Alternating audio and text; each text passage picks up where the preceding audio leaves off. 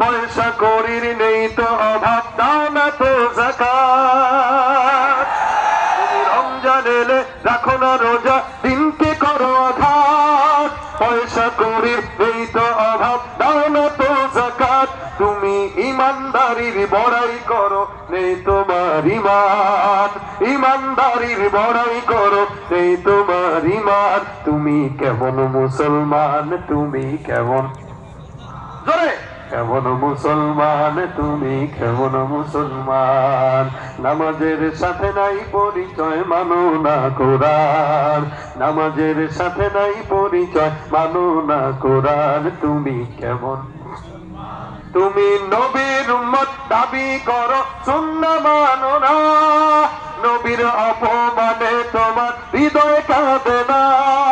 নবীর উম্মত দাবি করো, সুন্নাহ মানো না। নবীর অপমানে তোমার হৃদয় কাঁদে না। তুমি বিজাতীয় সংস্কৃতিতে সপেছ পরাণ। বিজাতীয় সংস্কৃতিতে সপেছ পরাণ। তুমি কেমন মুসলমান, তুমি তুমি সুদের টাকায় প্রাসাদে গড়ো, ঘুষ ছাড়ো না। দিন দুঃখী না খেয়ে মরে, খবরে রাখো না। তুমি সুদের টাকায় প্রাসাদে গড়ো, ঘুষ ছাড়ো না। দিন দুঃখী না খেয়ে মরে, খবরে রাখো না। তুমি ঘুষ খেয়ে অবিচার করো, সাজিয়া প্রধান। ঘুষ খেয়ে অবিচার করো, সাজিয়া প্রধান। তুমি কেমন মুসলমান, তুমি কেমন মুসলমান। নামাজের সাথে নাই পরিচয়, মানো না কোরআন। নামাজের সাথে নাই পরিচয়, মানো না কোরআন। তুমি কেমন মুসলমান, ঠিক কিনা? খাঁটি মুসলমান হতে পারবো তো ইনশাআল্লাহ। শুধুমাত্র মাহফিল আমি আসলাম, বসলাম, আপনারাও বয়ান শুনলেন, চলে গেলেন, এটাই আমাদের উদ্দেশ্য না। এই যুব সমাজ যে আয়োজন করেছেন, এর উদ্দেশ্য হলো 10 জন মানুষ যদি হেদায়েতের রাস্তা পায়, তাহলে এই যারা আয়োজন করেছে এদের সার্থকতাটা এখানেই। এজন্য আমলের নিয়তে বলার, শোনার তৌফিক দান করুক, বলেন আমিন। আমরা আখিরি নবী মুহাম্মদুর রাসূলুল্লাহ সাল্লাল্লাহু আলাইহি ওয়াসাল্লামের উম্মত, এই কারণে আমরা দামি, কিন্তু আমরা আমাদের নিজেদেরকে চিনি না। আমরা কতটুকু দামি এটা যদি আমরা নিজেরা জানতাম, নিজেদের পরিচয় বুঝতাম, তাহলে আমরা কোনোদিন ইসলামের বিরুদ্ধে এক চুল পরিমাণ আগাইতে পারতাম না। কারণ আমরা ইসলামটা রেডিমেড পেয়েছি। কিভাবে জানেন? আমার বাবা মুসলমান, যার কারণে আমি মুসলমান। আমার দাদা মুসলমান ছিল, যার কারণে আমি মুসলমান। বাপ দাদার থেকে সম্পত্তির মতো করে ইসলাম আমরা পেয়েছি। এই কারণে ইসলামের গুরুত্ব আমাদের কাছে নাই। যদি সাহাবা ইকরামদের মতো জীবন দিয়ে, রক্ত দিয়ে ইসলাম পালন করা লাগতো, জীবনের প্রত্যেকটা পদক্ষেপে ইসলাম ছাড়া অন্য কোন নেতার আদর্শ মানতাম না। কারণ যে জিনিস রক্ত দিয়ে আনা হয়, ওই জিনিসের দামও বেশি হয়। দেখেন না, এই দেশকে যারা স্বাধীন করেছে রক্ত দিয়ে, মুক্তিযোদ্ধাদের দাম বেশি না কম? কিন্তু অপরদিকে রাজাকারদের নাই, কারণ সবাই ঘৃণা করে, কারণ এই দেশ স্বাধীন হোক এটা চায় নাই। কিন্তু মুক্তিযোদ্ধা যারা, এদের দাম কেন? এরা দেশের জন্য জীবন দিয়েছে, যার কারণে সরকারি তরফ থেকেও তাদের জন্য ভাতা আছে। দিলাম নেতারা তো সবই পেল, আমরা বলো কি পেলাম? শান্তির লাগি কান্দা মরি, শান্তির কোনো নাহিলেশ। দেখতে দেখতে গোল্লায় গেল আমার সোনার বাংলাদেশ। কেউ দিল না, সবাই নিল, আমরা যে কলর বলদ। সারা বছর নেয় না খবর, নির্বাচনে খুব দরদ। কেউ দিল না, সবাই নিল, আমরা যে কলর বলদ। সারা বছর নেয় না খবর, নির্বাচনে খুব দরদ। নির্বাচনের আগে দেখো ধরে কত রকম বেশ। দেখতে দেখতে গোল্লায় যাচ্ছে আমার সোনার বাংলাদেশ। আবার রাগ করেন না, হ্যাঁ? তাহলে এই দেশে ভালো মানুষও আছে, খারাপ মানুষও। যেমন ভালো নেতা আছে, খারাপ নেতাও। তো খারাপ যারা, আল্লাহ পাক রব্বুল আলামিন রাসূল করিম সাল্লাল্লাহু আলাইহি ওয়াসাল্লামের চরিত্রের কথা বলেছেন। দেখেন, একটা মানুষের চরিত্রের কারণে তার দাম বাড়ে, তার জন্মের কারণে দাম বাড়ে না। যেমন যারা এদেশে আওয়ামী লীগের রাজনীতি করে, তাদের কাছে বঙ্গবন্ধুর আদর্শটা সবচেয়ে উত্তম আদর্শ। যারা বিএনপি করে, তাদের কাছে জিয়াউর রহমান আদর্শ উত্তম। কেন? বঙ্গবন্ধু বলেন, শহীদ জিয়া বলেন, এদের দাম এদের দলের নেতাদের কাছে শুধুমাত্র তার আদর্শের কারণে, জন্মের কারণে না। ঠিক তেমনই হবে রাসূল করিম সাল্লাল্লাহু আলাইহি সাল্লামের দাম তার জন্মের কারণে নয়, বরং তার আখলাক আর উসওয়া হাসানার কারণে।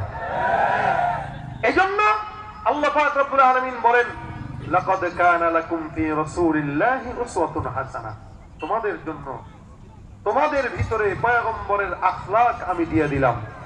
এই আখলাক যে মানবে সে কামিয়াব, চরিত্র যে মানবে সে কামিয়াব। সংসদে বলেন, সংসারে বলেন, নিজের ব্যক্তি জীবনে বলেন, ঘরে বলেন, যে কোনো জায়গায় রাসূল করিম সাল্লাল্লাহু আলাইহি ওয়াসাল্লামের সুন্নাত আখলাক মানবে, ইনশাআল্লাহ আল্লাহ তাকে ভরপুর শান্তি দান করবে। এটার ব্যাপারে বিশ্বাস আছে? রাসূল তার আখলাকের কারণে দামি, রাসূল তার সুন্নাতে নববীর কারণে দামি। এইজন্য আল্লাহ পাক রব্বুল আলামিন রাসূল করিম সাল্লাল্লাহু আলাইহি ওয়াসাল্লামের কাছে এক সাহাবী রাখতে বলে, হুজুর আপনাকে তো আমরা অনেক মহব্বত করি, হুজুর আপনি আমাদেরকে একটু আমল শিখায় দেন, যে আমলের কারণে আপনার সাথে জান্নাতে যেতে পারবো। আমরাও তো চাই রাসূল করিমের সঙ্গে যেন আমরা জান্নাতে যেতে পারি, এটা আমাদেরও চাওয়া, কিন্তু মানার বেলা আমরা মানতে চাই না। চাওয়া আছে, মানা নাই।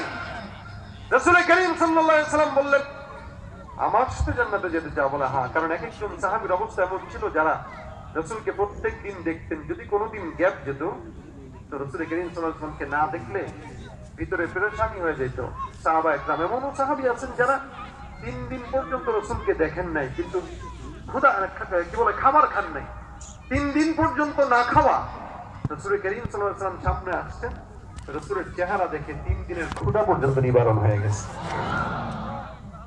দেখেন, মা অপেক্ষা করে সন্তানের জন্য, সন্তান বিদেশ থেকে আসবে, 5 বছর 10 বছর হয়ে গেছে, যখন মা সংবাদ পাইল সন্তান, সাহাবা একরামদের মহব্বত ছিল এমন, যার কারণে আল্লাহ পাক রব্বুল আলামিনের হাবিব মুহাম্মদুর রাসূলুল্লাহ সাল্লাল্লাহু আলাইহি ওয়াসাল্লামকে আল্লাহ পাক রব্বুল আলামিন জানায় দেন, জিবরিল ফেরেশতার মাধ্যমে আয়াত নাযিল করে দেন, আল্লাহ হাবিব সাল্লাল্লাহু আলাইহি ওয়াসাল্লামকে আয়াত শোনায় দাও, ومن يطع الله والرسول فأولئك مع الذين أنعم الله عليهم من النبيين والصديقين والشهداء والصالحين।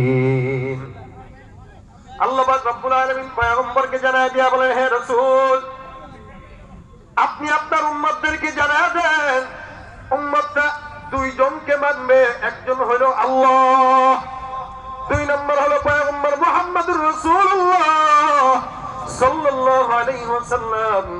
এই 2 জনকে মানবে। আল্লাহ পাক রব্বুল আলামিন বান্দার জন্য ওয়াদা করেন, বান্দা 2 জনকে মানার মাধ্যমে আমি আল্লাহ পাক বান্দাকে 4 জনের সঙ্গে জান্নাতে রাখবো। একটা হলো নবীন, 1 নম্বর নবীন মানে সমস্ত নবীদের সঙ্গে, 2 নম্বর সিদ্দিকিন সমস্ত সাহাবা একরামদের সঙ্গে, 3 নম্বর সুহাদা সমস্ত শহীদ যারা আছেন, যারা আল্লাহর রাস্তায় দ্বীনের জন্য শাহাদাত বরণ করেছেন, 4 নম্বর সালেহীন যারা নাকি আল্লাহ ওয়ালা বুজুর্গ উলামা একরাম, যারা আল্লাহ পাক রব্বুল আলামিন বলে মানবা 2 জনকে, থাকবা 4 জনের সঙ্গে। রাসূল করিম ডাক দিয়া বলেন, সাহাবা একরামের দল, এটা তো আল্লাহ পাক রব্বুল আলামিন বললেন, আমি রাসূল তোমাদের জন্য সুন্দর একটা কথা বলে দেই, আল মারউ মা মান আহাব্বা, যার সঙ্গে যার ভাব আল্লাহ পাক রব্বুল আলামিন তার সঙ্গেই তার কিয়ামতের ফয়সালা করবেন। মহব্বত যদি পশ্চিমা সংস্কৃতির সঙ্গে হয় তাদের সঙ্গে জাহান্নাম, মহব্বত যদি মুহাম্মদ রাসূলুল্লাহ সাল্লাল্লাহু আলাইহি ওয়াসাল্লামের সঙ্গে হয় রাসূলের সঙ্গে জান্নাত। যুবক যারা আছেন মুহাম্মদুর রাসূলুল্লাহর সঙ্গে জান্নাতে যেতে চান নাকি আবু জাহেলের সঙ্গে জাহান্নামে যেতে চান? রাসূলের সঙ্গে জান্নাতে যাওয়া এটা প্রত্যেকটা ইমানি দায়িত্ব, মুমিনদের ইমানের তামান্না। আপনার আমার প্রত্যেকের মনের ভিতরে একটা চাহাত, আল্লাহ পাক রব্বুল আলামিন যেন আমাদের সকলকে রাসূলের সঙ্গে আল্লাহর জান্নাত নসিব করায় দেন। আল্লাহ পাক রব্বুল আলামিন আয়াত নাযিল করে দিলেন, রাসূল করিম সাল্লাল্লাহু আলাইহি ওয়াসাল্লাম বললেন, হে সাহাবা একরামের দল, তোমরা আমি নবীকে মানো, আল্লাহ পাক রব্বুল আলামিনকে মানো, 2 জনকে মানার দ্বারা 4 জনের সঙ্গে জান্নাতি থাকা যাবে। সাহাবা একরামরা কিভাবে পয়গম্বরকে মানতেন? রাসূল করিম সাল্লাল্লাহু আলাইহি ওয়াসাল্লাম কোন কথা যখন সাহাবা আজমাইনদের জন্য বলতেন, আল্লাহ রাসূল সাল্লাল্লাহু আলাইহি ওয়াসাল্লামের সেই কথাটা সাহাবায়ে কেরামেরা জীবন দিয়া হইলেও মানার জন্য চেষ্টা করতেন। এ মুসলমান, ওসমান গনি রাদিয়াল্লাহু তাআলা আনহু, যাকে জিন্নুরাইন বলা হয়, আল্লাহ পাক রব্বুল আলামিনের হাবিব মুহাম্মদুর রাসূলুল্লাহ সাল্লাল্লাহু আলাইহি ওয়াসাল্লামের দুইজন কন্যাকে উনি বিয়ে করেছেন। একটা ইন্তেকালের পর আরেকটা বিয়ে করেছেন, যার কারণে ওনাকে জিন্নুরাইন বলা হয়। এ ওসমান রাদিয়াল্লাহু তাআলা আনহু একদিন হুদায়বিয়ার সন্ধি করার সময় পারস্যের সম্রাটের কাছে গেলেন। যাওয়ার পরে ওনার সঙ্গে ওনার চাচাতো ভাই সহ রাসূল করিম সাল্লাল্লাহু আলাইহি ওয়াসাল্লামের আদেশে জামনে যাওয়া শুরু করলেন। চাচাতো ভাই যখন দেখলেন ওসমান রাদিয়াল্লাহু তাআলা আনহু যেই জামাটা পরলো, ওই জামাটার টাকনুর উপরে রাসূল করিম সাল্লাল্লাহু আলাইহি ওয়াসাল্লাম হাদিস শরীফে বলেন, কোন বান্দা মুমিনের যদি টাকনুর নিচে প্যান্ট অথবা পায়জামা বা লুঙ্গি থাকে, আল্লাহ রাসূল বলেন ওই স্থানটা জাহান্নামের আগুনে পুড়বে।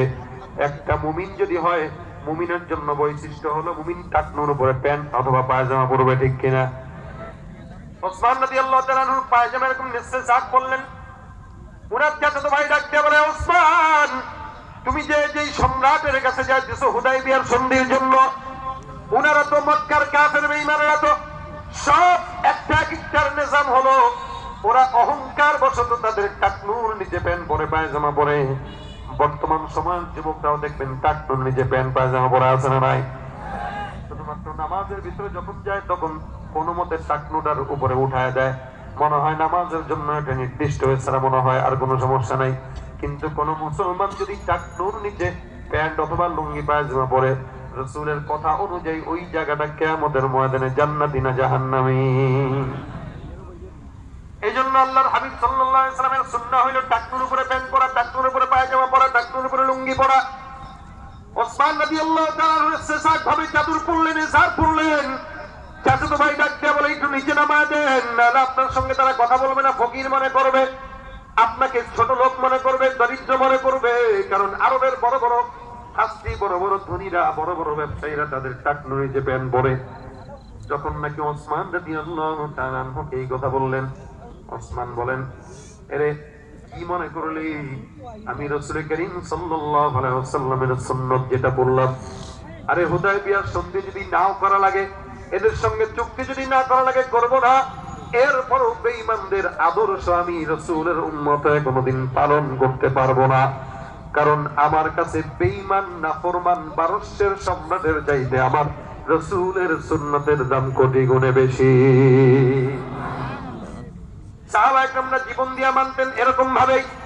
রাসূল বলেন, যার সঙ্গে যার মহব্বত, তার সঙ্গে তার কিয়ামত। হুযায়ফা ইবনে ইয়ামান রাদিয়াল্লাহু তাআলা আনহু আরেকবার রোম সম্রাটের কাছে যাইবেন।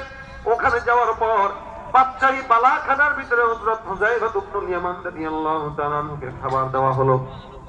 খাবার খাইতেছেন, দস্তরখান বিছানো। খাবার খেতে খেতে হঠাৎ করে দস্তরখানের নিচে খাবার পড়ে যায়। খাবার যদি বিছানা থেকে, প্লেট থেকে পড়ে যায়, ওই খাবার উঠায় খাওয়া এটা রাসূলের সুন্নাত, ঠিক কিনা? কিন্তু আমরা তো হোটেলের ভিতরে কাই কুকুরের মতো এদিকে ফেলাই সেদিকে ফেলাই। কেউ কেউ তো আছে হাত দিয়েও খায় না, চামচ দিয়ে খায়, আছে না নাই? এটা যে আধুনিকতা মনে করে। গত কয়েক বছর আগে একবার এক জায়গায় দেখেছি, আপনাদের কুমিল্লা একটা সন্ধু হোটেল আছে। তখন তো এই হোটেলটা বৃষ্টি হওয়ার আগে সমস্ত মানুষ ওই জায়গায় থামতো, তো আমরাও থামতাম, তো খাইতে বসছি। হঠাৎ করে তাকায় দেখি হাত দিয়ে ভাত খাচ্ছে একটা পরিবার, বউ বাচ্চা সহ। খুব মজা করে চামচ দিয়ে খাচ্ছে, হাত দিয়ে না চামচ। তো আমাদের খাবার দাবার শেষ, এদের সামনে দিয়ে আমরা পার হওয়ার সময় হাত ধুইতে যাবো, তো পার হওয়ার সময় তাকায় দেখি কি জানেন, চামচ দিয়ে যখন খাচ্ছিল মনে হইতেছিল বিরিয়ানি অথবা কোনো চিকেন খাইতেছে। সামনে যায় দেখি ডাউল দিয়ে আর সবজি দিয়ে আবার খাইতেছে, ওটা চামচ দিয়ে খায়। কত বড় স্টাইলিশ দেখেন! যদি চিকেন খাইতো তাহলে কি দিয়ে খাইতো আল্লাহ মাহবুব জানে। আলু ভর্তা দেয় খায় চামচ দিয়া, কত বড় লোক! আর এটাকে আধুনিকতা মনে করে। অথচ পশ্চিমা সংস্কৃতি আমাদের যুবকদের ভিতরে কিভাবে যে তারা ঢুকিয়েছে আমরা নিজেরাও কল্পনা করতে পারি না। দেখেন না, যুবকদের প্যান্ট এখন 14 জায়গায় ছিঁড়া থাকে, হাঁটুতে থাকে না, থাকে না, রানে। আর এমন চিকন প্যান্ট দেখলে মনে হয় দুইটা সুপারি গাছ দাঁড়ানো আছে। হ্যাঁ, এই যে বাসগুলো যেরকম না, এর প্যান্টে এরকম চিপা, তারা যারা প্রস্রাব করা লাগে, বসার সুযোগ নেই। বসে বসে প্রস্রাব করবে না, আমি এই প্যান্টে কি বসা যায়? তো তোর পাগল বলছে কে? টাকা দিয়া জেলখানায় ঢোকার জন্য? জেলখানা না, ওর চুলের অবস্থা কি? স্মৃতিসৌধের মতো চোখা আছে না নাই? ওর চেহারার দিকে তাকাইলে কানে দুল, চুলের ভিতরে আবার কালার করছে পাঙ্খু কালার, মনে হয় ঘোড়ার লেজের কালার যা, ওর চুলের কালারটা। চেহারা দেখলে বোঝা যায় না আসলে মানুষ না চিড়িয়াখানায় কোনো জন্তু পলায় চলে আসছে। আগের মতো শান্তি তো আর এখন পাওয়া যায় না, মানুষ সব পাল্টে গেছে, পাল্টে নিত জামানা। জামানা ঠিকই আছে, মানুষ সব পাল্টে গেছে, মানুষ সব পাল্টে গেছে, জামানা ঠিকই আছে।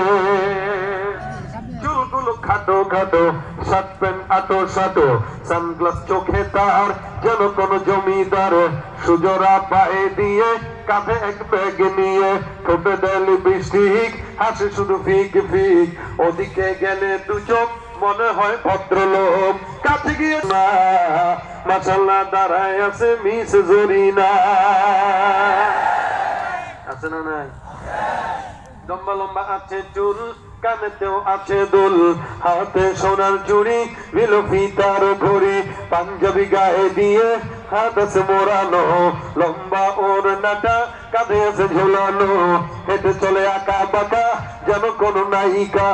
কাছে গিয়ে দেখি হায় মাইয়া মানুষ না, এটা হলো আমগো পাড়ার মিস্টার সোহেল রানা, এটা হলো আমগো পাড়ার মিস্টার সোহেল রানা। আগের মতো শান্তি তো আর এখন পাওয়া যায় না, মানুষ সব পাল্টে গেছে, পাল্টে নিত জামানা। আমাদের যুবকরা যারা এগুলা পড়ে, এই 14 জায়গায় ছিড়া, আগে মানুষকে এটা ফ্রি দিলেও মনে করতো ফকির, মনে হয় আমি ফকিরদেরকে দিলেও তো পড়তো না, আর এখন এটা টাকা দিয়ে পড়ে। গ্রামের মা বোনরা এগুলা যখন হুট করে দেখে, কি ব্যাপার, ফেনীর যেই রোড সুন্দর মাশাআল্লাহ, এই রোডের ভিতরে মনে হয় চালাইতে যায় কোনো মতো অ্যাক্সিডেন্ট হয়েছে। তুমি অ্যাক্সিডেন্ট হয়েছো নি? না না। তাহলে তো কিসের, কেমনে বুঝলেন? পেয়েছে হাঁটু ছিঁড়া, আমার ইজ্জত পাচ্ছে, ঠিকাই বসুন্ধরা ছিঁড়ে কিনছি 3000 টাকা দিয়ে। এটা কোনো কথা? 3000 টাকা দিয়ে মানুষ ছিঁড়া জিনিস কিনে? তাহা আগে মানুষ টাকার অভাবে ছিঁড়া প্যান্ট করতো, এখন অধিক টাকার কারণে ছিঁড়া জিনিস পরে। আল্লাহ কয় এটাই আমার ফায়সালা, তোর টাকা থাকবে কোটিপতি, কিন্তু তুই পোশাকে থাকবি ফকির। আর যাদের টাকা কম মাশাআল্লাহ দেখবেন আগা থেকে গোড়া পর্যন্ত খালি কাপড় আর কাপড়, কাপড় আর কাপড়, ঠিক না? এই যে পশ্চিমা সংস্কৃতি আমাদের ভিতরে এগুলো ঢুকায় দিচ্ছে, এখানে ছিঁড়া, এখানে ছিঁড়া, এখানে ছিঁড়া, খরচ তরক হয়ে যাচ্ছে, আমাদের কোনো হুঁশ নাই, আমরা এটাকে আধুনিকতা মনে করতেছি। আর এই বর্তমান বাংলাদেশে এখন এই উলঙ্গ পড়ার দাম আছে, এটারই দাম বেশি, এটাকেই মানুষ মনে করে আধুনিকতা, মনে করে এটাই আধুনিক। যত উলঙ্গ থাকবে সে তত আধুনিক। উলঙ্গ পোনার নাম যদি আধুনিকতা হতো, গরু ছাগল সবচেয়ে বড় হবে, কিচ্ছু নাই, লেভেল পজিশন। মানুষও যদি ওই পোশাক পরে, তাহলে ওর ভিতরে কুকুরের ভিতরে তো কোনো তফাৎই থাকলো না, ঠিক না? জন্য পশ্চিমা কালচার এটা আমাদের বাদ দেওয়া উচিত। আমরা আমাদের দেশি কালচার ব্যবহার করবো, আমাদের বাংলাদেশের কালচার আছে আমরা সেটা ব্যবহার করব, আমাদের রাসূলের সুন্নতি কালচার আছে আমরা সেটা ব্যবহার করব। কি দরকার আমরা ইহুদি খ্রিস্টানদের কালচার ব্যবহার করে নিজের ঠিকানাকে জাহান্নাম ছাড়া অন্য কোনো কিছু করার উপায় নাই। আর আপনি এরপরেও মাহফিলে এসে বলেন, এই যে এখানে যারা ঠিকঠাক বলতেছে না, অনেকের প্যান্ট তালাশ করে দেখেন নিচে চিরা আছে, এখানেই আছে, এখন বুঝতে যাবেন দেখবেন ঢেকে রাখছে। আল্লাহ পাক একটু বুঝদান করুক, বলে না আমি। সুস্থ মস্তিষ্ক তো মানুষ কোনোদিন চিরা প্যান্ট পড়তে পারে না, টাকা দিয়ে কেন চিরা জিনিস পড়বো? আজীব অবস্থা। এরপরে যুবকরা এখন বর্তমানে এরকমই করে, এটাই পছন্দ। আর এক একজন এরা এই চিরা প্যান্টের পরে টিকটকে এক একজন খুব বড় বড় সেলিব্রিটি, এটা তো আরো বড় খারাপ জিনিস। আর এলাকার ভিতরে কিশোর গ্যাং আরেকটা জিনিস তৈরি হয়েছে এখন। এই ছোট ছোট বয়সের ছেলেরা 14-15 বছর বয়স, এরা গ্যাং শুরু করছে, কিশোর গ্যাং। নিজের বাবা দাদার বয়সী মানুষদের সাথে যেই বেয়াদবি করে, এগুলা হুন্ডা একটা নিয়ে খালি পেছন থেকে হর্ন দিবে, সিএনজি কেন চাপ দিল না, যায় কানের ভিতরে লাগায়। সিএনজির ওলা তার বাবার বয়সী নাই এলাকা, ঢাকা শহরে খুব বেশি আছে এগুলা। এই সমস্ত কিছুর পিছনে দায়ী হলো ওই ইউটিউবে দেখে ইহুদি খ্রিস্টানদের কালচার দেখে ওগুলা শিখে, আর ওগুলো যখন পরে তখন নিজের ভিতরে একটা ভাব আসে। দেখেন পোশাক দেখেন, আল্লাহ পাক বলেন লিবাসুত তাকওয়া যালিকা খায়র, তাকওয়ার লেবাস, এটা মানুষের জন্য উত্তম। আপনি যখন ইহুদিদের পোশাক পরবেন, পশ্চিমা পোশাক পরবেন, পশ্চিমা কালচারে বড় হবেন, তখন মন মানসিকতা ওদের মতো হিংস্র হয়ে যাবে। আর যখন টুপি পাঞ্জাবি পরবেন, দেখবেন মনের ভিতরে আলাদা একটা শান্তি লাগে। একটা তাকওয়ার লেবাস পরার পরে কোনো বান্দা কোনোদিন সিগারেট মানুষের সামনে খাইতে পারবে না। বাধা দিবে কি? বিবেক। যে আমি টুপি দিয়া পাগড়ি পরে কেমনে সিগারেট টানি, ঠিক না? এই জন্য আল্লাহ পাক তাকওয়ার লেবাস মুমিনের জন্য কর্তব্য করেছেন, এটা সুন্নতি লেবাস। হুযায়ফা ইবনুল ইয়ামান খানা খাচ্ছেন, দস্তরখানে খানা পড়লো, উনি খাবার উঠায় খাইলেন। স্বাস্থ্য ভাই ডাক দিয়া বলেন, এই সম্রাটের জায়গায় কি আপনার খাবারের অভাব পড়লো কিনা? আপনি যে এখান থেকে খাবার উঠায় খাইলেন, দেখলে কি মনে করবে? মনে করবে মুহাম্মাদের উম্মতরা ফকির, যার কারণে খাবারের অভাবে এরা মাটির থেকে খাবার উঠায় খায়। হুযায়ফা ইবনুল ইয়ামানকে আরেকজন ডাক দেয়া বলতেছে, মেহেরবানি করে এই কাজটা করেন না। যেই খাবার পড়ে গেল, খাবারটা পড়া থাক, অসংখ্য খাবার সামনে আছে, আপনি সেই খাবারগুলো আপনি গ্রহণ করে নেন। হযরত হুযায়ফা ইবনুল ইয়ামান রাদিয়াল্লাহু তাআলা আনহু জবাব দিলেন কি জানেন নাকি? উনি ডাক দেয়া বলেন, আতাতরুকু সুন্নাত হাবিবি লিহাউলাইল হুবাকা, এই পারস্যের হাম্মুকদের কারণে আমি আমার রাসূলের সুন্নাত আমার জীবনের রক্ত থাকতেও কোনোদিন ছাড়তে পারবো না। হযরত হুযায়ফা রাদিয়াল্লাহু তাআলা আনহুর কাছে রাসূল করিম সাল্লাল্লাহু আলাইহি ওয়াসাল্লামের সুন্নতের দাম বেশি। এ মুসলমান, আপনি যদি মুমিন হন, ঈমানদার হন, আপনার কাছে পশ্চিমা সংস্কৃতির চাইতে রাসূলের আখলাকের দাম বেশি হওয়াটাই স্বাভাবিক, ঠিক কিনা? এই জন্য আল্লাহ পাক রব্বুল আলামিনের হাবিব বলেন, লা ইউমিনু আহাদুকুম হাত্তা ইয়াকুনা হাওয়াহু তাবান লিমা জিতু বি। আমি যা নিয়ে আসলাম, আমি যে আখলাক নিয়ে আসলাম, আমি যেভাবে বান্দার সঙ্গে কথা বললাম, আমি যেভাবে উম্মতের সঙ্গে ফিকির করলাম, আমি যেভাবে উম্মতের সঙ্গে ব্যবহার করলাম, আমি যেভাবে মানুষের সঙ্গে মুআমালা মুআশারা করলাম, যতক্ষণ পর্যন্ত তুমি আমি রাসূলের আখলাক না ধরবা, ততক্ষণ কোন মানুষ মুমিন দাবি করলেও মুমিন হওয়া সম্ভব নয়। যদি মুমিন হতে চাও, আমি রাসূলের প্রত্যেকটা সুন্নাত, প্রত্যেকটা আখলাক, প্রত্যেকটা মুমিনের জন্য পালনীয় কর্তব্য। এই কারণে ভাইরা আমার, আল্লাহ রাসূল সুন্দর করে এটাই বললেন, এটাই বুঝাইতে চাইলেন, যার সঙ্গে যার ভাব, তার সঙ্গে তার দেহভাব। সাহাবা একরামরা রাসূলের সঙ্গে জান্নাতে যাওয়ার জন্য সারা জিন্দেগি পর্যন্ত বিসর্জন দিয়ে দিলেন। এ নবীর উম্মতেরা খুব খেয়াল করে বোঝার চেষ্টা করবেন। বর্তমান সময়ে আমরা নিজেদেরকে উম্মত দাবি করি, কিন্তু আমাদের ভিতরে উম্মত বলা কোনো ফিকির নাই। আমরা মাহফিলে আসলে ঠিকঠাক বলে যাই, কিন্তু এখান থেকে বের হওয়ার পরে আবার আগের মতো যেই সেই, ঠিক কিনা? আগে এখানে যাই বলি তাই ঠিক, ওখানে যাওয়ার পরে যা বলছে হুজুর মাহফিলের ভিতরে বলছে, বাইরে এসার মানার ইচ্ছা নাই। এই কারণে তো অসংখ্য মাহফিল হওয়া সত্ত্বেও মানুষগুলা সুন্নতের পথে চলতে পারে না। অসংখ্য ওয়াজ মাহফিল হওয়া সত্ত্বেও এদেশ থেকে খুন খারাপি বন্ধ হয় নাই। অসংখ্য দ্বীনের প্রতিষ্ঠান থাকার পরেও এদেশ থেকে ধর্ষণ, চুরি, রাহাজানি এখনো বন্ধ হয় নাই। ভাইরা আমার, খুব বুঝবেন দিল দিয়ে, সাদ রাদিয়াল্লাহু তাআলা আনহু নামে একজন সাহাবী তখনও পর্যন্ত মুসলমান হয় নাই, রাসূলের জন্য কেমন পাগল। বান্দাটা একদিন আল্লাহর হাবিবের কাছে এসে ডাকতে বলে, ইয়া রাসূলুল্লাহ, আমার দিলের ভিতরে বড়ই কষ্ট, পয়গম্বর আমার চামড়া কালো, আমার চেহারা বড় কুৎসিত। ইয়া রাসূলুল্লাহ, শুনলাম আপনি নাকি সমস্ত বান্দাদের জন্য রহমত। পয়গম্বর, আমি একজন গরীব বান্দা, আমি ইসলাম কবুল করি নাই, আমাকে মানুষগুলো ভৎসনা করে আমার চামড়ার কারণে। এ মুসলমান, মানুষের চামড়ার কারণে মানুষ কোনোদিন দামি হয় না, চেহারার উজ্জ্বলতার কারণে মানুষ কোনোদিন দামি হয় না। আল্লাহ পাক রব্বুল আলামিন হাদিস শরীফে রাসূল করিম সাল্লাল্লাহু আলাইহি ওয়াসাল্লাম বলেন, ইন্নাল্লাহা লা ইয়ানজুরু ইলা সুওয়ারিকুম ওয়া আমওয়ালিকুম ওয়ালাকিন ইয়ানজুরু ইলা কুলুবিকুম ওয়া আ'মালিকুম। যতগুলো মানুষ আপনারা এখানে আছেন, কত মানুষ আছে কালো, কিছু মানুষ আছে গরিব, কিছু মানুষ আছে রিকশাওয়ালা, কিছু আছে আবার শ্রমজীবী মানুষ, আবার কিছু আছেন অনেক বড়লোক ধনী।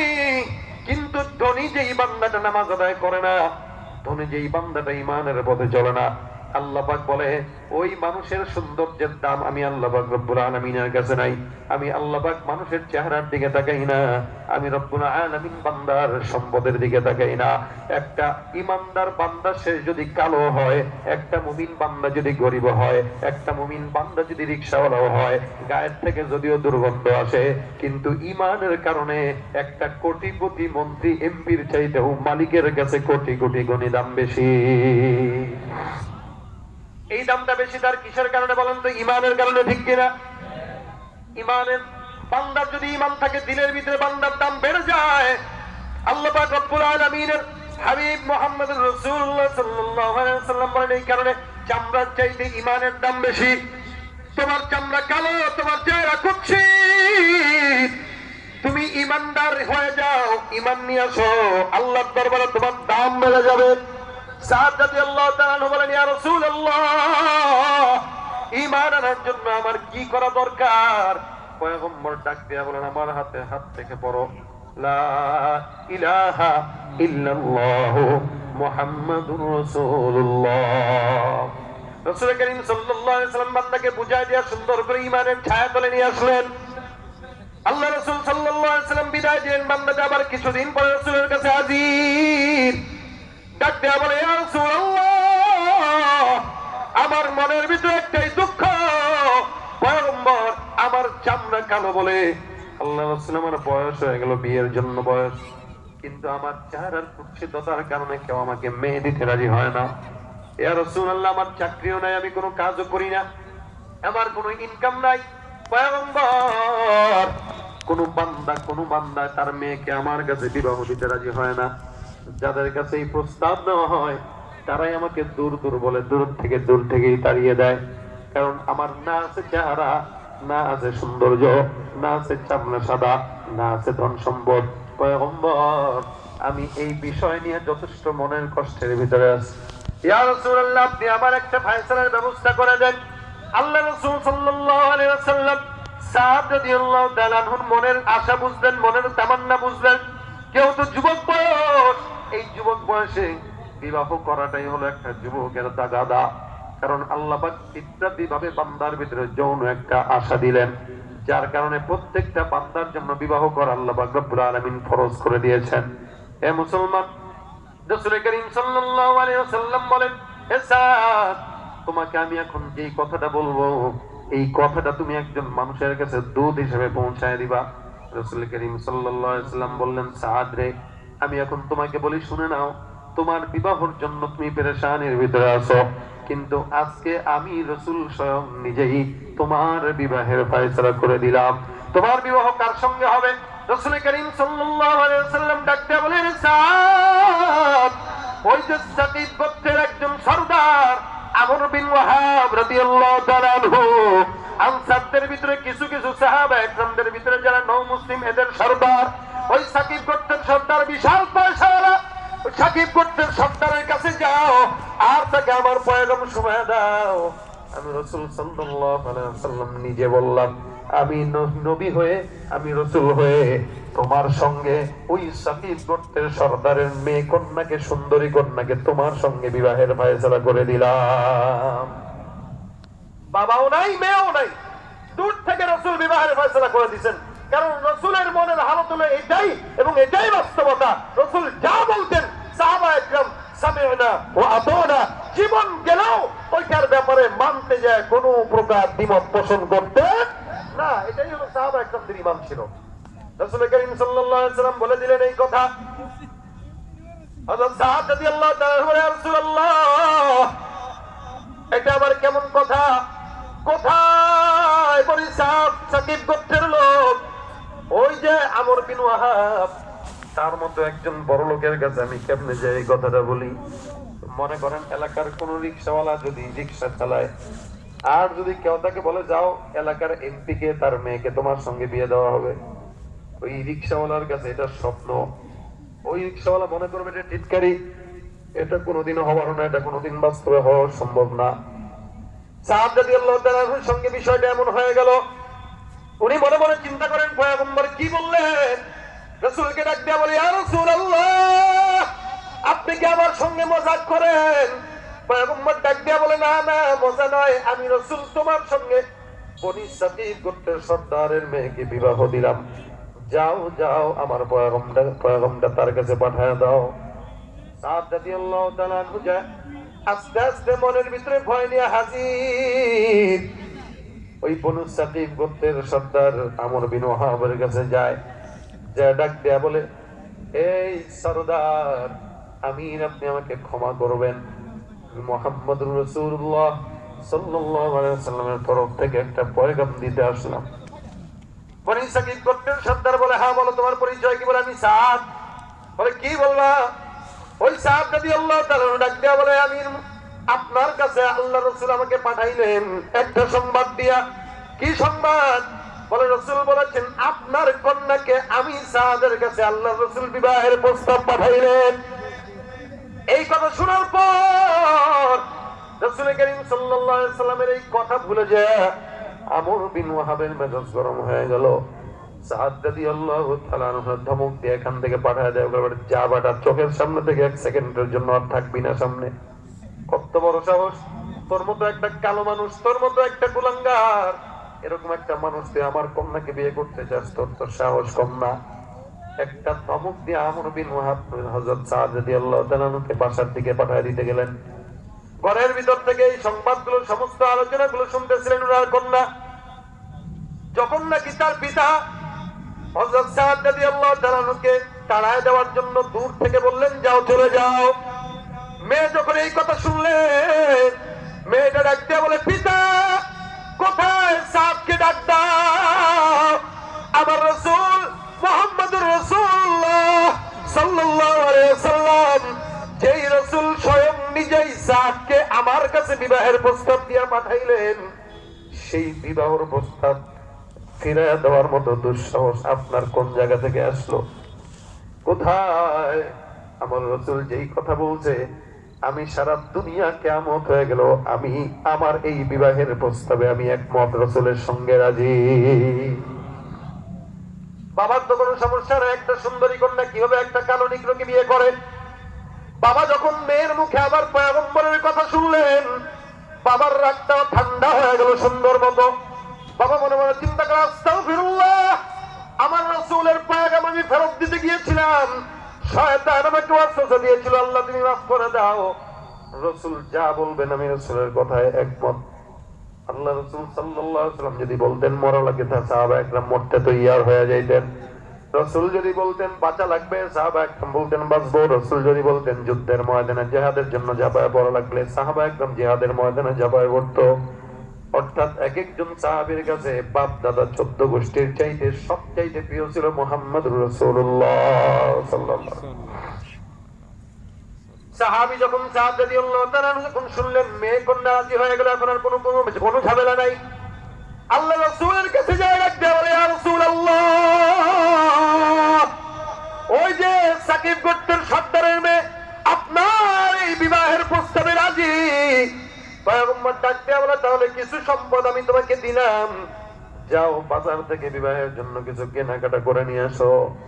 রাসূল করিম সাল্লাল্লাহু আলাইহি ওয়াসাল্লামের কথা অনুযায়ী এই সাহাবী বাজারে যায় কিছু কেনাকাটা করার জন্য, নতুন বিবি বিবাহ করবে। মনের ভিতরে কেমন আনন্দ আনন্দ ভাব। একটা কন্যা সন্তান এমন সুন্দরী, জীবনে কোনোদিন চিন্তাও করতে পারে নাই যে তার মতো কালো মানুষ এমন সুন্দরী নিয়ে বিয়ে করবে। এটা তার জন্য স্বপ্ন, যার কারণে সে বাজারে যায় সুন্দর করে দামি দামি জিনিস কেনার জন্য রওনা হয়ে গেছে। হঠাৎ করে দোকানের সামনে গেল, দূর থেকে কোন জায়গা থেকে জিহাদের ডাক চলে আসছে, হাইয়া আলাল জিহাদ। সাহাবায়ে কেরাম, কে কোথায় আছো?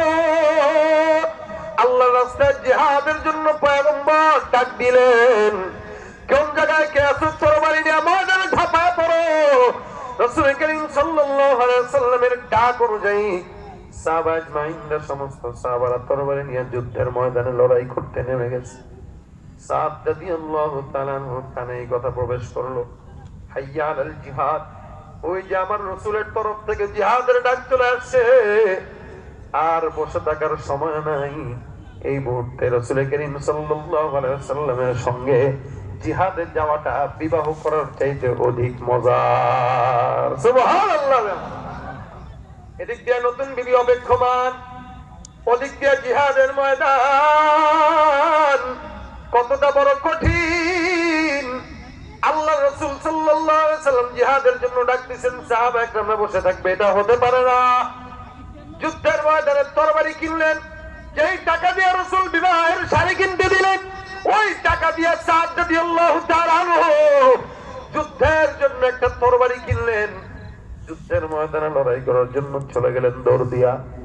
আল্লাহ রাসূল সাল্লাল্লাহু আলাইহি ওয়াসাল্লামের সঙ্গে যুদ্ধের ময়দানে জিহাদ করা শুরু করে দিলেন। রাসূল করিম এদিক সেদিক তাকায়, হঠাৎ করে দূরে তাকায় দেখে ওই যে কালো কালো দুইটা হাত দেখা যায়, বেঈমানদেরকে ইচ্ছা মতো পিটাইতেছে। রাসূল করিম সাল্লাল্লাহু আলাইহি ওয়াসাল্লাম ডাক দিয়া বলেন, এরে সাদ। দূর থেকে পয়গম্বর কয়েকবার ডাক দিলেন, সাদ। সাদ রাদিয়াল্লাহু তাআলা রাসূলের কথা কানে যায় না। কিভাবে রাসূলের কথা কানে যাবে? কারণ সাদ রাদিয়াল্লাহু তাআলা একটা একটা করে কাফের মেরে মেরে সামনের দিকে আগায়, আর তাকায় তাকায় যেন দেখতেছে আল্লাহর জান্নাত সাদের সামনে দাঁড়ায় আছে। বন্দেগানে খাসে আল্লাহ মুল গুয়ুব দরজাহা জানে জওয়াসিসুল কুলুব हो गिलमा जितने नेमत है तो सबसे बेहतर नेमत दीदार तो। সাহাব রাদিয়াল্লাহু তাআলা আনহু জান্নাতের হুর গিলমান দেখার জন্য, আল্লাহর সাক্ষাৎ দেখার জন্য জান্নাতের নেশায় পড়ে যুদ্ধের ময়দানে একটা করে মারে আর একটা করে সামনের দিকে আগায়। রাসূল পিছন থেকে ডাক দেয়, সাদের কর্ণকুহরে পৌঁছায় না।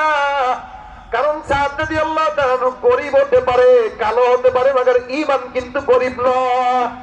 এ মুসলমান কালো চামড়া হলেও যদি ঈমান থাকে, সবচাইতে ধনী সেই বান্দা যার দিলের ভিতরে ঈমান নামক দৌলত আছে। নাই বা পেলাম অর্থ করি, নাই বা পেলাম ঘর, নাই বা পেলাম সুখের দেখা, হোক না আপন পর। পথের ধুলোয় জীবন আমার হোক ধূসর মলিন, অনাহারে অনাদরে যাক না কেটে দিন, তবু দুঃখ আমার নাগাল কবু পাবে না হৃদয়। সব হারালেও তাও করি না নিঃস্ব হবার ভয়। আমি মুসলমান, আমার ধন হলো ঈমান, ঈমানি নূরের রৌশনীতে দীপ্ত আমার প্রাণ। ঠিক না? ঈমান যার ভিতরে থাকবে সে বড় লোক না ধন গরিব? ধরে বলেন, সবাই বড় লোক। ঈমান থাকবে, এর চাইতে আর কোন সম্পদ আমার ভিতরে আর নাই। সবচেয়ে দুনিয়ার ভিতরে দামি সম্পদ হইল সাদ রাদিয়াল্লাহু তাআলা ঈমানের সম্পদ নিয়ে সামনের দিকে আগায়। জিহাদ করতে করতে এদিক দিয়ে কাফের বেঈমানের আঘাত, ওদিক দিয়ে একজন আঘাত দেয়, ওদিক দিয়ে আরেকজন আঘাত দেয়। সাদ রাদিয়াল্লাহু তাআলা রাসূল ডাক দেয়, কিন্তু রাসূলের কথা কানে যায় না। কারণ সে জান্নাতের নেশায় পড়ে গেছে, হুরদের নেশায় পড়ে গেছে, আল্লাহ দিদারের নেশায় পড়ে গেছে, যার কারণে একটু একটু করে সামনে আগায়। যুদ্ধ শেষ হয়ে গেল, ওদিক দিয়ে বিবি অপেক্ষমান, কিন্তু স্বামী আর আসে না। এদিক দিয়ে যুদ্ধ করতে করতে শাহাদাত বরণ হয়ে গেছে হযরত সাদ রাদিয়াল্লাহু তাআলা আনহু। যুদ্ধের ময়দান শেষ। রাসূল করিম সাল্লাল্লাহু আলাইহি ওয়াসাল্লাম জায়গায় জায়গায় বান্দাদেরকে নজর বুলান। এই যুদ্ধের ময়দানে বান্দা শহীদ হয়েছে। যুদ্ধের পরে রাসূল নিজে যে এক একজনকে দেখতেন আর রাসূল দাফন দিতেন। রাসূল করিম সাল্লাল্লাহু আলাইহি ওয়াসাল্লাম তাকায় দেখে এক জায়গায় কিছু সাহাবা একরামদের জটলা লেগে আছে। ওই জায়গায় রাসূল যায় ডাক দিয়া বলেন, কি ব্যাপার, তোমরা এই জায়গায় দাঁড়ায় দাঁড়ায় তোমরা কি করো? সাহাবা আজমাইনরা ডাক দিয়া বলেন, ইয়া রাসূলুল্লাহ, অসংখ্য সাহাবা একরামদের লাশ আমরা দেখলাম, কিন্তু এই লাশটাকে আমরা চিনতেছি না, এটা কার? কোনদিন দেখেছি বলে মনে হয় না। রাসূল করিম সাল্লাল্লাহু আলাইহি ওয়াসাল্লাম বলেন, সরো, আমাকে সময় দাও। আল্লাহর রাসূল যখন নিকটভাবে পর্যবেক্ষণ করলেন, তাকায় দেখে এটাই তো সেই কালো সাদ যার নাম আসওয়াদ বলতো মানুষ। এই সাদ রাদিয়াল্লাহু তাআলা আনহুর সুন্দর চাঁদ মুখটা এখানে শাহাদাতের সুদায় পান করে আছে। রাসূল করিম সাল্লাল্লাহু আলাইহি ওয়াসাল্লাম শাহাদাত, রাসূল করিম সাদ রাদিয়াল্লাহু তাআলা আনহু মাথাটা নিজের রানের ভিতরে শোয়াইলেন, আর আসমানের দিকে তাকায় ডাক দিয়ে বলে, আল্লাহ, এই যে তুমি সাক্ষী থাকো, সাদ সুন্দরী বিবিকে বিবাহ না করে জান্নাতের ময়দানের জন্য তোমার নেশায় পড়ে শাহাদাত বরণ করছে। এ সাহাবায়ে কেরামের দল, আমার আল্লাহ পাক রব্বুল আলামিন এই সাহাবকে জান্নাত বনু সাকিব গোত্রের সর্দারের সুন্দরী কন্যার চাইতেও জান্নাতের চমৎকার দামি হুরদের সঙ্গে জান্নাতে বিবাহের ফয়সালা করে দিয়েছে। ভাইরা আমার, সাদ রাদিয়াল্লাহু তাআলা রাসূল এই কথা বললেন, তোমরা তো চিনো না, কিন্তু আমি তাকে চিনি, যে এই বান্দাটা ছিল কালো নিগ্র, আগে মুমিন ছিল না, তারপরে আমি রাসূলের সামনে কিছুদিন আগে ইমানদার হয়েছে। এই বান্দাটা ঈমান এনে বিবাহ করার জন্য আমাকে বলেছিল। ঘরের ভিতরে সুন্দরী বিবি অপেক্ষা করছিল, কিন্তু যায় নাই। বিবাহর টাকা দিয়া তরবারি কিনে শাহাদাত বরণ করছে। আমি রাসূলকে মহব্বত করতে যায় দিনের জন্য যেই বান্দারা জীবন দেয়, এদেরকে মৃত বলা যায় না, বাল আহইয়া ওয়ালাকিন লা তাশউরুন। আল্লাহ পাক রব্বুল আলামিন বলেন তারা মৃত না, তারা জীবিত, তোমরা বুঝতে পাও না। রাসূল বলেন আল্লাহ পাক রব্বুল আলামিন বান্দার জন্য জান্নাতের হুর ব্যবস্থা করে রাখছে। আমি রাসূল করিম সাল্লাল্লাহু আলাইহি ওয়াসাল্লামের জন্য যারা জীবন দেয় তারা কোনোদিন ঠকে না। এ মুসলমান, আজ থেকে 1400 বছর আগে পয়গম্বর দুনিয়ার জমিন থেকে বিদায় হয়েছেন। শুধু সাহাবায়ে কেরাম কেন, আমরা যারা এখনো পর্যন্ত উম্মতরা আছি, আমার তো দিল বলে এই জায়গায় সমস্ত যুবক ভাইরা যারা আছে আল্লাহর রাসূলের জন্য সাদ রাদিয়াল্লাহু তাআলা আনহুর মতো জীবন দিতে যে কোনো সময় তৈয়ার হয়ে যাবে, ঠিক কিনা? রাসূল করিম সাল্লাল্লাহু আলাইহি ওয়াসাল্লামের জন্য যদি কারো মহব্বত না থাকে, তাকে মুসলমান বলা চলে না, কাফের। যে যতই মুসলমান দাবি করে, মুসলমান লা ইউমিনু, ঈমানদার হতে পারবে না যতক্ষণ পর্যন্ত আমি রাসূলের প্রতি মহব্বত তার বিবির চেয়ে বেশি না হবে, তার মহব্বত তার বাবার চেয়ে বেশি না হবে, মহব্বত তার দলীয় নেতার থেকে বেশি না হবে। এই জন্য আমরা বলতে চাই, আমাদের মহব্বত দলের নেতার চাইতেও বেশি, আমাদের মহব্বত বাবার চাইতেও বেশি। আল্লাহর কসম, রাসূলের জন্য যখন তখন যদি আল্লাহ পাক রব্বুল আলামিনের দুনিয়ায় জীবন দেওয়া লাগে, ইনশাআল্লাহ বুকের রক্ত থাকতে জীবন দিতে তৈয়ার থাকবো, ঠিক কিনা? বিশ্ব নবীর অপমানে যদি না কাঁদে তোমার মন, মুসলিম নয় মুনাফিক তুমি নবীজির দুশমন। নবীর প্রেমে জীবন দেবে কে আছো নওজোয়ান, তাকবীর তুলে সিংহ শাবক হও তুমি আগুয়ান। তোমার বুকে ইমানের বল, জবানে আল কোরআন, ভয় কাঁপে কাপুরুষ সব আর নরাধম শয়তান। জীবনের চেয়ে বুকে আছে বেশি নবীজির সম্মান, কেমনে তুমি থাকবে বসে হলে তার অপমান, ঠিক না? তুমি সাচ্চা মুসলমান, ঈমান নবীর প্রেমে জাগ্রত, তুমি নির্ভীক পালোয়ার। তুমি সাচ্চা মুসলমান, ঈমান তোমার ধন, নবীর প্রেমে জাগ্রত, তুমি নির্ভীক পালোয়ার। শ্রেষ্ঠ নবীর ব্যঙ্গ করে পাপিষ্ঠ আর বদনসিব, আমরা তাদের ঘৃণা জানাই ধিক ধিক ধিক শতধিক। জাতিসংঘের কাজ কি তবে দর্শক হয়ে থাকবে চুপ, সাম্প্রদায়িক সম্প্রীতি আজ যাচ্ছে ভেঙে পাচ্ছে লোক। আজকে যারা কুলাঙ্গারের পক্ষপাতী করছো সব, তোমরা কেউ ছাড় পাবে না, সত্য ধরা পড়বে ঠিক। বয়কট হবে, ধিক্কৃত হবে বিশ্ব জুড়ে, নিন্দা কুড়াবে জাগলে মুসলমান, জাগলে মুসলমান। তুমি সাচ্চা মুসলমান, নবীর প্রেমে জাগ্রত, তুমি নির্ভীক পালোয়ার। তুমি সাচ্চা মুসলমান, ঈমান তোমার ধন, নবীর প্রেমে জাগ্রত, তুমি নির্ভীক পালোয়ার, ঠিক কিনা? রাসূলের জন্য তৈয়ার থাকবো তো ইনশাআল্লাহ। জীবন দেওয়ার কথা বলি নাই, বলতেছি যদি তৈয়ার থাকেন রাসূলের সুন্নাতটা অন্তত মানেন, এটা হবে জীবন দেওয়ার চাইতেও।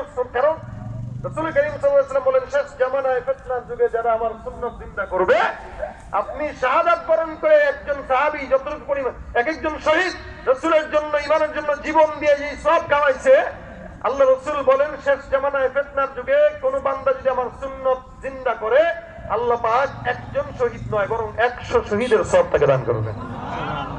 100 শহীদের সওয়াব। আমাদের দেশে কিছু মানুষ বলে 100 সুন্নাত জিন্দা করলে বলে 100 শহীদের সওয়াব। এর পিটান লাগবে, পিটানো। কারণ একটা সুন্নত জিন্দার কথা বললে কিছু মানুষ আছে মিষ্টি খাওয়া সুন্নত পালন করে, কিন্তু জিহাদে যাওয়ার সুন্নত পালন করতে পারে না। মিষ্টি খাওয়া যেমন সুন্নত, ঠিক তেমনই ভাবে জিহাদের ময়দানে মায়ের খাওয়াও রাসূলের সুন্নত। দুটোটাই লাগবে, একটা আছে আর একটা সুবিধাবাদ তো জিন্দাবাদ না। আমরা এই যে সুবিধাবাদ জিন্দাবাদের কাতার থেকে নাম লেখা উঠায় দিবেন, যেখানে রাসূলের সুন্নত সেখানে আমরা পারবো না ইনশাআল্লাহ। এক নম্বর আল্লাহর ইতাআত, আর সাহাবা একরামদের মতো এভাবে যদি রাসূলের ইতাআত করতে পারি ইনশাআল্লাহ 4 প্রকার মানুষের সঙ্গে রাখবেন আল্লাহ পাক।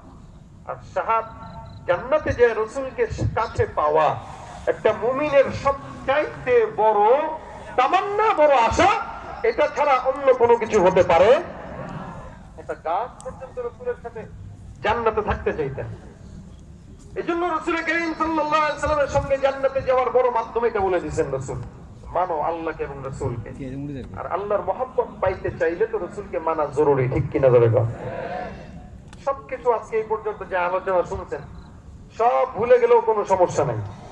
একটা জিনিস আমরা যদি এখান থেকে মনে রাখি, কি আমরা রাসূলের সঙ্গে মহব্বত তৈরি করতে চাই, কিন্তু একটা মাধ্যম আছে। রাসূল কারীম সাল্লাল্লাহু আলাইহি ওয়াসাল্লামের উপরে আল্লাহ পাকের কিন্তু অন্য কোনো আমল নাই যে আল্লাহ পাকের আমল করা লাগে। আল্লাহ পাক কোনো আমলের মুহতাজ না, কিন্তু আল্লাহ পাক একটা আমল করেন, কি ইন্নাল্লাহা ওয়া মালাইকাতাহু ইউসাল্লুনা আলান নবী। আল্লাহ বলেন নিশ্চয়ই আল্লাহ এবং আল্লাহর ফেরেশতারা একটা আমল করে, সেটা কি রাসূলের উপরে দুরূদের আমল। এজন্য আল্লাহ পাক বান্দাকেও আদেশ দিয়েছেন, রাসূল বলেন মান সাল্লা আলাইয়া সালাতান ওয়াহিদা সাল্লাল্লাহু আলাইহি আশারা। একবার কোন বান্দা আল্লাহ পাকের রাসূলের উপর একবার দুরূদ পড়বে, আল্লাহ পাক তার উপরে 10টা রহমত নাযিল করবে। লম্বা দুরূদ পড়তে কষ্ট হয়। আজকে মাহফিলে এসে এতক্ষণ যা শুনলেন সব ভুলে যান। এই কথা যদি নিয়ে যেতে পারেন, একটা মানুষ যদি আমলদার হয়, সময় আছে বসে আছি একটু দুরূদ শরীফটা পড়লাম, একবার পড়বেন 10টা গুনাহ মাফ, 10 বার রহমত নাযিল। সব হয় না গুনাহ হয়? বলেন। সপ্তাহে একবার রাসূলের রওজায় আপনার সালাম, নাম, ঠিকানা, বাবার নাম সহ পৌঁছায় দেওয়া হয়।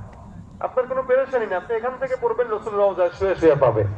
যত বেশি পড়বেন তত বেশি রাসূল পাবে, যত বেশি রাসূল পাবে তত বেশি আপনার জন্য সুপারিশ রাসূল আগে আগে করবে। দেখা যায় শুয়ে রয়েছেন, কেউ যদি রাসূলকে স্বপ্নেও দেখতে চায়, বেশি বেশি দুরূদ পড়ার মাধ্যমে আল্লাহ রাসূলকে স্বপ্নে যুগে দেখা সম্ভব হয়ে যাবে ইনশাআল্লাহ। আমরা দেখতে চাই, আল্লাহ পাক আমল করা তৌফিক দান করে বলেন আমিন। আর যুবকদের কথা আর কি বলবো, যুবকেরা তো আজকে শুয়ে শুয়ে দুরূদ শরীফ পড়বে তো দূরের কথা, ফেসবুক শরীফ মোতালা করে তো পায় না, ঠিক না? শুয়ে শুয়ে চালাইতেছে, ফজরের নামাজে আযান হয়ে গেছে, 5 মিনিটের জন্য নামাজ পড়া তৌফিক হয় না। ওই যে চালাইছে সারা রাত, ওইটা কষ্ট হয় নাই, ফজরের 2 রাকাত নামাজ পড়তে তার কষ্ট হয়ে যায় বেশি। আর এখন এই যে এই রোগে শুধুমাত্র জোয়ানেরা, মুরব্বীরাও ধরা খাইছে। কথা কয় না কেন? এই আগে পড়ালেখার মাঝখানে সুযোগ পাইলে উপন্যাস করতো, গল্প লিখতো, এই করতো। আর এখন পড়ালেখাই তো করে না, শুধুমাত্র ফেসবুক আর ইউটিউবের কারণে, ঠিক কিনা করে কম? এই কারণে এখন দিন দিন এই জোয়ান পোলাপান গুলো আস্তে আস্তে বলদ হচ্ছে। কথা কয় না? ডিজিটাল এই বাংলাদেশে কত কিছু দেখার আছে, দেখতে গেলে শেষ হবে না, অল্প দেখো ভাই। আরে পোলা মাইয়া জওয়ান বুড়া একই রোগে খাইছে ধরা, আধুনিকতার হাওয়া গায়ে লাগছে তাই। যে যাই কিছু বলুক না কেন গায়ে লাগে না, আমরা কিন্তু চালাক জাতি, মোটে ভয় পাই না। আমগো দেশে ফেসবুক আছে, আমগো দেশে ফেসবুক আছে, আমরা বলক না। আদব আখলাক কারে বলে কিছু জানে না, বড়দের সম্মান করা মানতে পারে না। একজনে একাধিক আইডি চালায় ভাই, ফেক আইডির নাম কত প্রকার তারও জানা নাই। জওয়ান মরদ পোলায় সাজে ফেসবুকেতে মাইয়া, আর মাইয়ারা সব পোলা হইছে ফেসবুকে পাইয়া। কিয়া গাজব জামানাতে আমরা পড়লাম ভাই, আর কোনটা ছেলে কোনটা মেয়ে চিনার উপায় নাই। এই সুবিধা ফেসবুক দিছে আর কেউ দেবে না। আমগো দেশে ফেসবুক আছে, আমগো দেশে ফেসবুক আছে, আমরা বলদ না। লাইক কমেন্ট আর শেয়ারের দামটা অনেক বেশি, যে যত লাইক পায় সে হয় তত সেলিব্রিটি। কেউ বা আবার লাইক কমেন্টের ভিক্ষার ঝুলি নিয়া, মাছের ছবি দিয়া কইব আমিন লেখেন নিয়া। নাই জোকার মিয়া ফলোয়ারের সুযোগ কইরা দিছে, তাই ফ্রেন্ড লিস্টে না ঝুইলা থাইকা চুপচাপ থাকবা বোঝো। কালা মাইয়া ধলা সেই যা প্রোফাইলে ছবি, সেই ছবি দেখা পোলাপান সব হইতেছে আজ কবি। আসলে তো ফেক আইডি সব মাইয়ার আইডি না, পোলায় পোলায় চলতেছে প্রেম নিজেও জানে না। ধরা খাইছে নি কেউ? মেসেঞ্জারে চ্যাটিং করে ধরা দেখা করতে গেছে, এখন যা দেখে ছেলেও না মেয়েও না, দুইটা মাইক ক্যাট দিয়া মোবাইল নিয়ে টাকা নিয়ে পাশে একটা লাঠি দেখা যায়।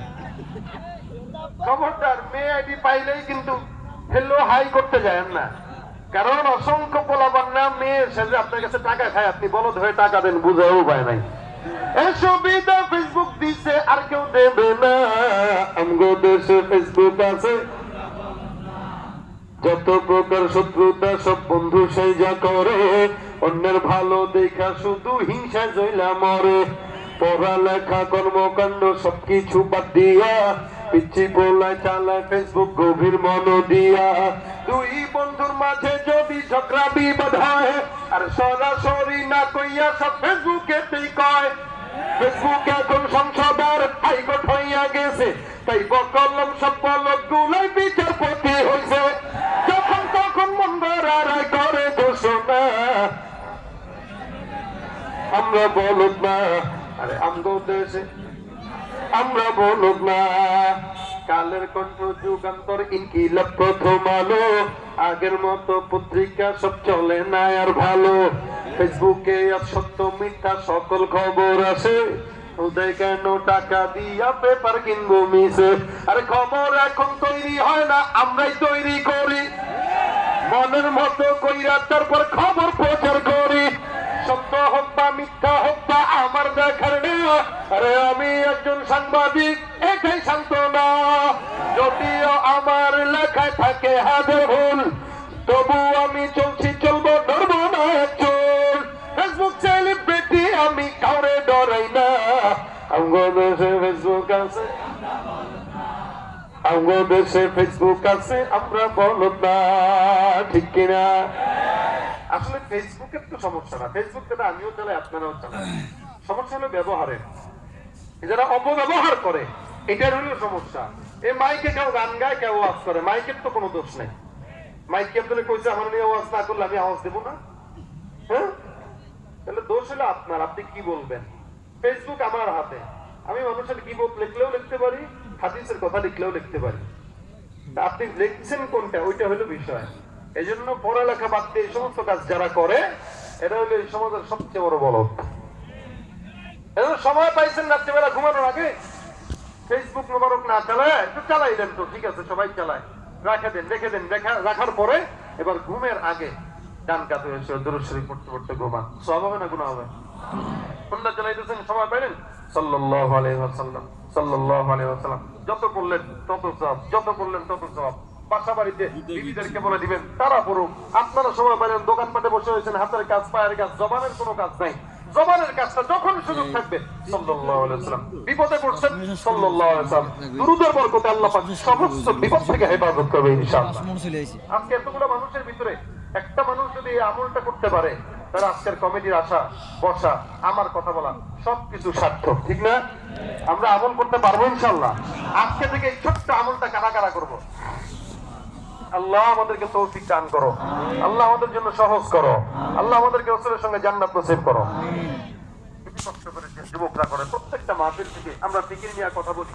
একজন মানুষ যদি আমল করে, এই কমিটিওয়ালারা বসে বসে আপনার সওয়াবটা পাইতে থাকবে ইনশাআল্লাহ। তাহলে এদের এই কষ্ট করা সার্থক। এই জন্য আল্লাহ পাক রব্বুল আলামিন আমাদের সকলকে এটার উপরে আমল করার তৌফিক দান করুন। ওয়া মা তাওফীক ইল্লা বিল্লাহ। আমরা দোয়া করব এই পর্যন্ত যারা আজকের মাহফিলে সহযোগিতা করেছে, আজকে শ্রম দিয়েছে, এ পর্যন্ত আপনারা যারা বসছেন, আচ্ছা স্বেচ্ছাসেবক ভাইরা ভিতরে ঢুকে যাবে মাহফিলের জন্য নগদ। আপনারা 10 টাকা 20 টাকা 100 টাকা যতটুকু পারেন সবাই দ্রুত মাহফিলের জন্য, যে যতটুকু, যেহেতু বড় আয়োজন করতে কষ্ট হয়, টাকা পয়সার খরচের ব্যাপার আছে, আপনারা সকলে একটু হাত খুলে 10 20 টাকা 15 টাকা সবাই